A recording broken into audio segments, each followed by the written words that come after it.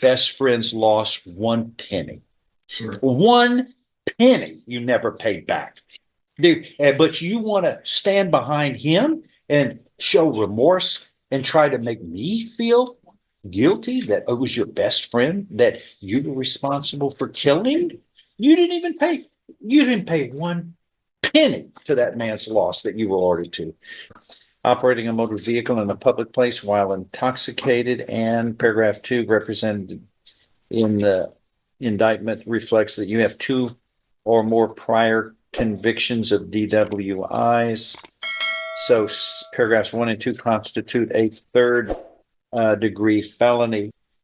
You have 29 traffic citations, offense citations, 8 failures to appear citations, 6 bad check citations, 2 alcohol open container citations, 2 theft by check citations, 2 city ordinance citations, 1 false report.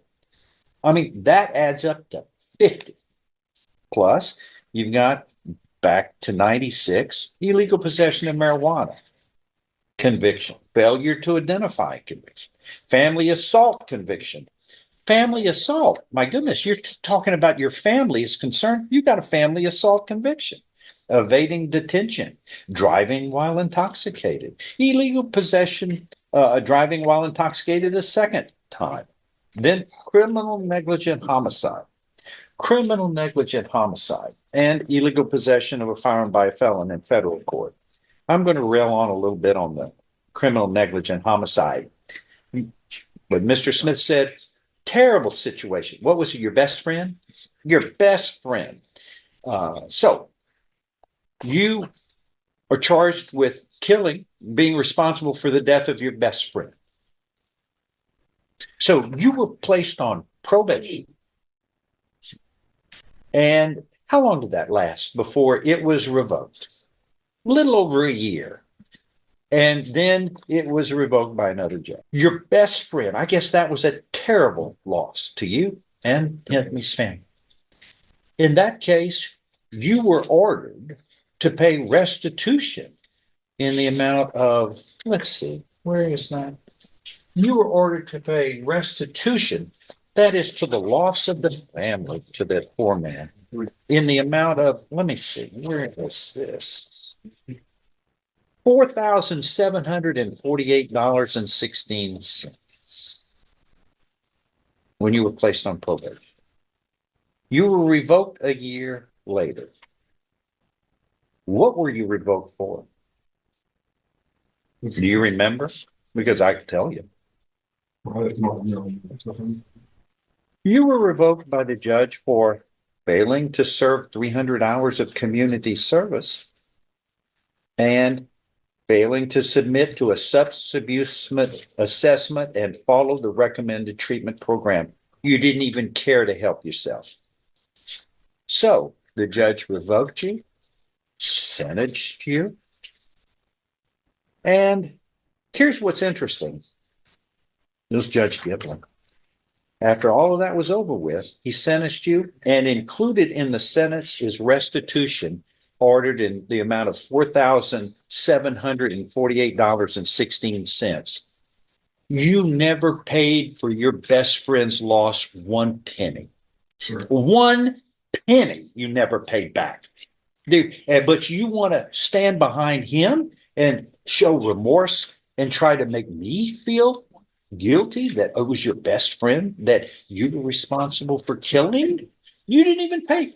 You didn't pay one penny to that man's loss that you were ordered to. That's how much you think of your best friend, but you certainly want to stand behind him now. Sure, I did. We have a total here of 58 convictions, and you're asking for 58 convictions. Don't look like, like I can't believe it's not butter. 58 convictions, and now you're fine, and you want to do the right thing now? I was young. Okay, you were young. You're here before me. You were here before me with something that happened January 31st, 2022. What was your blood alcohol? 2.42. 242. 3 times the legal limit. Mr. I'm sorry for drinking. After all of this, 56 convictions, you're still operating motor vehicles high as a kite, 4,000-pound missiles. Something you were placed on, a person was killed before because of this. No, sir. I wasn't even drinking then. As the sentencing hearing continues, the judge focuses heavily on the defendant's repeated failure to accept true responsibility for his actions despite decades of arrests, probation opportunities, and rehabilitation programs. The courtroom grows tense when the judge revisits the tragic criminally negligent homicide case involving the death of the defendant's best friend, pointing out that although the defendant previously claimed to feel remorse, he never paid the $4,748.16 restitution owed to the victim's family. This revelation causes the judge to openly question the sincerity of the defendant's apologies and whether his expressions of regret were ever genuine. The judge then shifts attention to the defendant's ongoing pattern of driving while intoxicated, describing vehicles driven by drunk drivers as 4,000-pound missiles, capable of destroying innocent lives in seconds. The court highlights that during the defendant's latest arrest, his blood alcohol concentration was an alarming .242, nearly 3 times the legal limit, showing how dangerously impaired he was behind the wheel. As the defendant attempts to seek sympathy by mentioning his elderly mother's dependence on him, the judge firmly rejects the excuse, arguing that if he truly cared about supporting his family, he would have chosen sobriety instead of continuing a cycle of reckless and dangerous behavior. You were charged with negligent homicide, right? No. But you were responsible for a person's death. I was negligent for rape. You were responsible for your best friend's death, right? All right. All right. Whether it was or not, it's one mistake after another. Anything else? I'm looking to the program, sir. I can guarantee you that. Because I said, I sent them that word. I went a lot back then. It might not seem like to you, but I really have. How long have you had a drinking problem? Yes, then. Sir? Yes, then, sir. Since when? Since 96. 30 years? You think it's about time you did something about it? I'm going to do something about it. Take this program, I will show you. You could have walked in anywhere in the last 30 years on your own, sir. But you were placed on probation in order to do something, and you didn't do something with it. You were supposed to help yourself then, and you didn't do it, and the judge revoked you. You've had more than your fair opportunity. It wasn't behind no alcohol, sir. You want me to read it again? It was rehabilitation that you were supposed to attend that you didn't take, and you pleaded true to it, and he found true, and you were revoked. Yes, sir. And it's like pulling teeth here. You are, sir. You make very much sense. I'm just saying that you give me a chance in this JTI program.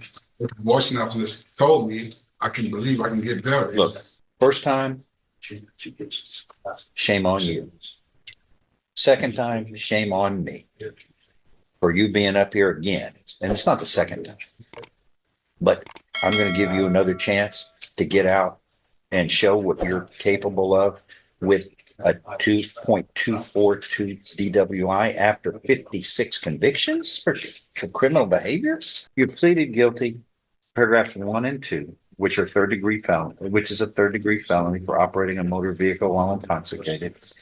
You entered that plea voluntarily, knowingly, intelligently. There was sufficient evidence supporting your guilty plea from State's Exhibit 1 to find you guilty beyond a reasonable doubt. I now find you guilty beyond a reasonable doubt in these two cases. And I am following the agreement here. And just a second, one other thing. And see, you got Miss Wynn, your mom, writes a letter about how she needs you. Did you really? You're worried about her when you're getting a .242 blood alcohol level driving around? You're worried about her? No. Was she drinking with you? Were you drinking? You were out somewhere drinking while your mom was at home needing you. Is that about right? Your mother needs you at home. You're sure talking about it right now. Did you need to be sober to help her? Yes, sir, I did. You weren't. You made the choice to get high again, right? I'm just asking for it. This time, can you just let me go to the program, sir? The probation piece? Please. Sir, when you, I'm going to, one more time to be better, you were revoked by your previous judge. You'll complete this program, sir, in good fashion. I'm now 85 years, 86 years Are you old. through interrupting me? Go ahead, finish your statement. I'm sorry, sir. You were found guilty. You were hereby sentenced to confinement in the institutional division of the Texas Department of Criminal Justice to serve a term of 8 years. In the final moments of the hearing, the judge delivers a powerful and emotional conclusion, stating that the court has run out of options after decades of repeated criminal behavior and failed attempts at rehabilitation. Reviewing the defendant's shocking record of 58 convictions, the judge explains that this sentence is not based on one single incident, but on a long pattern of reckless decisions that repeatedly endangered innocent lives. The courtroom grows silent as the judge reflects on how the defendant continued drinking and driving despite prior arrests, probation opportunities, treatment programs, and even the tragic loss of his own best friend in a criminally negligent homicide case. The judge also criticizes the defendant for failing to show true accountability, pointing to unpaid restitution owed to the victim's family and repeated excuses used throughout the hearing. When the defendant attempts to seek sympathy by mentioning his elderly mother's dependence on him, the judge firmly responds that real responsibility would have meant choosing sobriety and staying out of trouble. Emphasizing the defendant's dangerously high blood alcohol level during the latest arrest, the court warns that another devastating tragedy could easily have happened if his behavior continued unchecked. With emotions running high, the judge ultimately concludes that protecting the public must come before offering more chances for reform. The defendant is then sentenced to 8 years in the institutional division of the Texas Department of Criminal Justice, bringing the tense and emotionally charged hearing to a dramatic close while sending a strong message about the serious consequences of repeated reckless behavior.